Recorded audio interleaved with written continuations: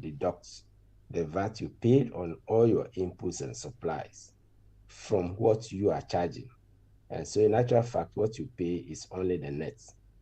And that is because the person from whom you bought the supplies and inputs had already charged the VAT and paid it over to GRA. So you don't have to, add it to your costs. So that is the extent to which we say inefficient. So when you take such a tax and you make it a levy and you deny the refund and input tax credit, you are contributing to the inflation, because once multimedia can no longer deduct the element of refunds or credits from the tax, they pass it on as cost. Businesses are not, philanthropic organizations.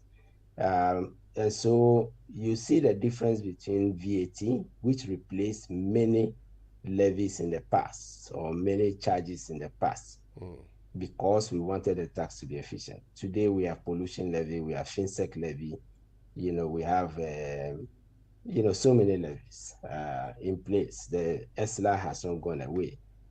The pillars of our tax regime are 4 or 5. VAT, which I mentioned already, income tax, excise duty, which is punitive, import duty, right? Yeah, those are the pillars. Anything else should have a purpose. Otherwise, they either distort or mimic, any of these. So the levies, as you have them, are turnover taxes.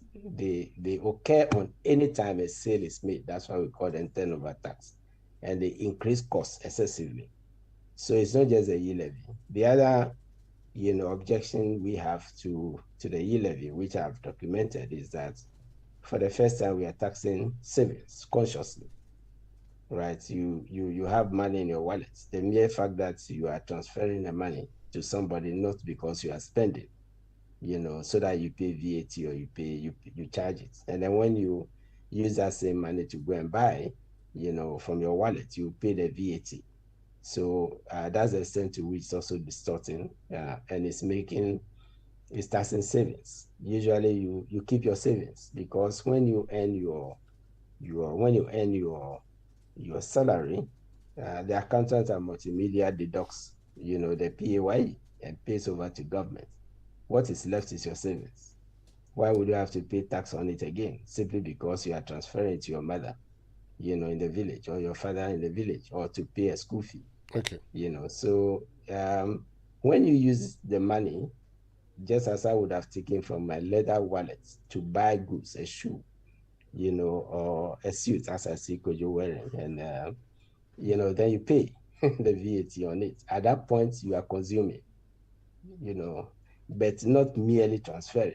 It means that you are taxing investments, even in its unfettered form, until it is being refined now. If you were to take a loan from the bank to pay your workers, and you use that means of, transmission, you would pay the tax. Who pays the tax on loans? You wait for the loan to be used, to do business, and then you pay the tax. So these are the extent to which the e-levy, if it has to go, is going on sound technical grounds. But as I said, something must replace it. Okay. So that's yes. All right. Let me also say that we've been joined by Professor Ebo Texan, who is an associate professor of economics and program coordinator of the Economic Policy Management Program at the University of Ghana. Professor Texan, good morning, and thank you very much for joining us. Good morning, colleague. Great. Good morning to your listeners. Sure. So let me just find out from you also. We've been speaking to Honorable Seth Tekbe. Today, as the Minister goes to Parliament on the mid-year review of the 2022 budget, what are your expectations? Okay, good morning, and good morning, Honorable. Good morning, yes. Prof. So, we are expecting normal things with media reviews. What I'm expecting is the Minister of Finance to come up the fiscal for the end of last year, because when the budget was read the last time, there were just projections that in estimate of what the we are going to end the year. So now we are going to get a period quarter. For us to know how we performed with the fiscal. Prof, if you could kindly, reposition yourself. We can hardly hear what you're saying. Can you hear me now? I think it's better now. Yes. So I'll say that as we always expect of media reviews, this is the time that the Minister of Finance would come and confirm the fiscals for 2021, end of 2021. Because if you remember, in the last budget I was read in November 2021, it was just estimates of what the year was going to end. So now we are going to see the real figures. Don't forget that the Ghana Transport Service has also revised the GDP estimates, GDP actuals for last year, and revised the projections for this year. So we are going to see the real indicators. But most importantly, the Minister of Finance, I'm expecting him to come and tell us how much revenue we've made so far based on the target for the first half of the year, how much we've made, how much we spent, given some of the interventions that were made by government to reduce some discretionary spending. We'll see if we made savings on that and how much we have also raised in revenue, because that is supposed to influence what is going to happen in the second half of this year. And I would expect something to be done about the e-levy, obviously. The revenues that were projected last year of almost 7 billion is not going to be realized. And that would leave a hole in our revenue projections for this year. Okay. And so once that is not being realized, then there's something that has to be done. Otherwise, our efforts at fiscal consolidation would not be realized. And if you remember, it is one of the key factors that has led our investors to have less confidence in our ability to consolidate the fiscal position. Mm-hmm. So these are the sort of things that I will be expecting for the minister.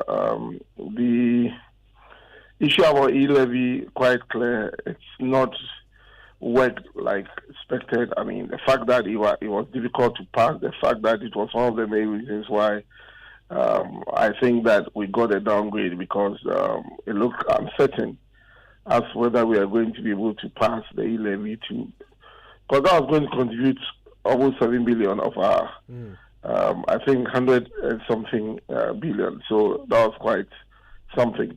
So then it meant that we were not going to consolidate. So that led to all of these issues. So quite unfortunately, it's come to Ghana at a high cost. But I should think that there should be something that will be done about it. I have said that if I had my own way, it should be totally withdrawn. Let's look for other taxes that might not hit mobile money transactions and financial inclusion, but yet get Ghanaians to buy into those taxes to raise some revenue. Especially with the fact that we removed all of these road tolls. If it's possible, let us tax every vehicle a lump sum amount once in a year to see if that would help us finance our road repairs and so on and so forth. Let us also look at the alcoholic beverages and cigarettes. These are also other products that we can increase the tax on. One, for health reasons, it helps. And then two, because of the inelastic demand, it creates some revenue. So I'm not too sure. I'm not a decision maker, but these are my expectations. I mean, so that if it's possible for us to roll back, or possibly, in the worst case scenario, reduce the e-levy rates, and then also to exempt the mobile money transactions, I think that it will work well. Right. Now, I'm aware that one of the big calls that have come even from international organizations on Ghana of something we can do to save some money is to make some money, is to look at the massive tax exemptions that are granted to companies, especially multinationals. Are you expecting that some action might be taken in that direction today? Would it be prudent for an action like that to be pursued by government? We need to find out the level of exemptions that would help us to entice the FDI that we need to also fund our development efforts. Tax exemptions are supposed to attract the needed investment that will expand the productive capacity of our economy so that we can be able to grow our economy, create jobs, and all of that. So tax exemptions are something that are also good. But we need to be very efficient with the tax exemptions that we give. I'm not one of those who call for a total removal of tax exemptions, because how do you entice foreign direct investment into the economy, given that we have structural problems that make doing business in this economy a little bit much more difficult. So the solutions that we need for those structural bottlenecks will take time. So in the interim, in the short run, how do we still get the FDI to come here? It's only when we give them some of these generous tax packages. But I know there are always loopholes in the exemption policy that some foreign firms take advantage of us. I expect the minister to announce measures to ensure that we streamline the tax exemptions and then make sure that FDI or multinationals that receive the tax exemptions are also given their part of the bargain, because there's expectation of what they are coming to do here. And so if there's proper monitoring and we find that those their side of the bargain is not being made, then I think that we should remove the exemptions from that has been given to them. But I'm not one of those who call for a total recall of the exemptions, because we need to consolidate our fiscal position. If we don't attract the FDI into the economy, I mean, Ghana at the moment is looking at the Cares of Atapa program, where we are going to encourage light manufacturing in textile, agro-processing, and other sectors. And we need the FDI, because we don't mobilize enough domestic savings for that. And so we still need to entice multinationals to come in, but we need to do that efficiently. And the only way we can do that is to streamline the whole process and make sure that political cronies and so on and so forth are not unduly taking advantage of this policy to not pay taxes. One final thing I'd love to hear from you on, Prof. Turkson. What about corruption? Do you think this government so far has taken enough advantage of the opportunities to plug loopholes to ensure that we don't lose the billions and billions that that it is suggested we are losing through corruption and inefficient practices? And if the Auditor General's report every year is just a buffet of lost opportunities and lost money, do you think this government has taken enough advantage to plug those loopholes, and are you expecting any further action to be announced in that direction today? I think that to some extent the digitalization and all of that, especially with the government services payment for government services, the Ghana.gov platform,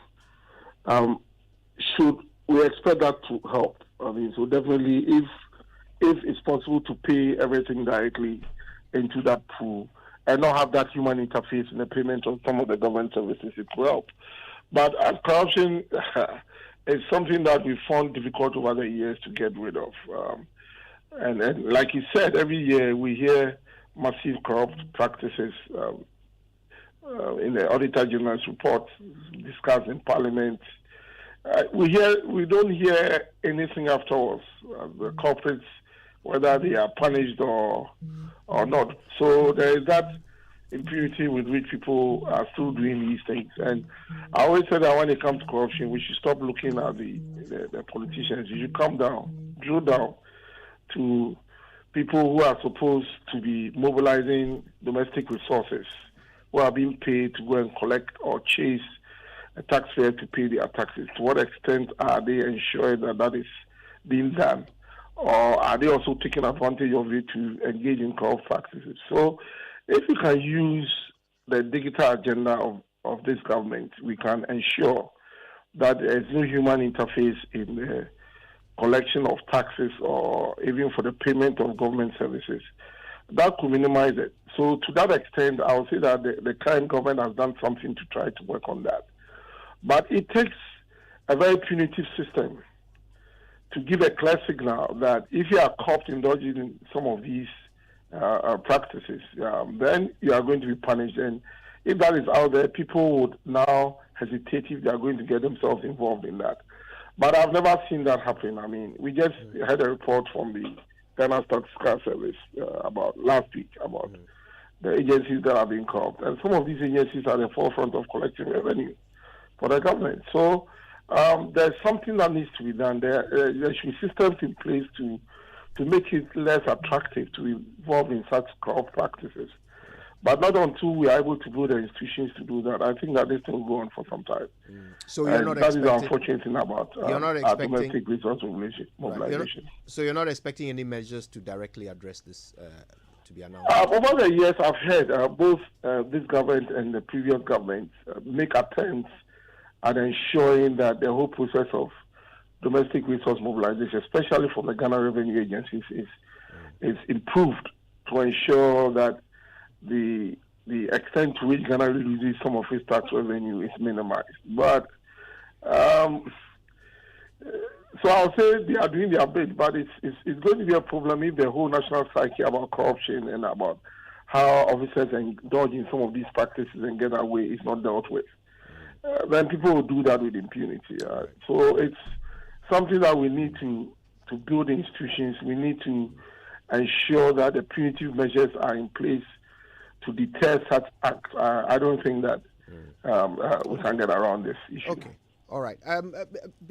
In fact, thank you very much. Thanks to both of you. Before you take leave of us, coming up on the Super Morning Show, of course, is our tribute to the late President Atta Mills. It's our Ghana's Greats documentary, and it's focused on his life. I wonder, just briefly, from each of you before you leave, what would you say is your fondest memory of the late president? I'll start with you, Mr. Tekwe.